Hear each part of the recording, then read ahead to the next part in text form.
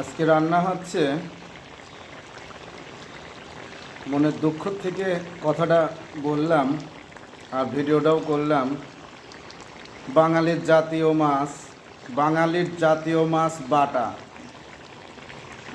এই বাটা মাছ রান্না হচ্ছে টমেটো আর বেগুন, পেঁয়াজ, কাঁচামরিচ। বাঙালির জাতীয় মাছ বাটা এবং সিলভার কাপ। বাটা, সিলভার কাপ। পাঙাশ তো এখন অনেক দামি। রান্না হলো আপনার বাঙালির জাতীয় মাছ বাটা। মাছটা রান্না ইনশাল্লাহ খুব টেস্ট হবে, আমি আশাবাদী। কারণ নিজে হাতে রান্না হচ্ছে তো। সবাই দোয়া করবেন যেন জাতীয় মাছের আরও রান্না করে ছবি দিতে পারি, ভিডিও দিতে পারি।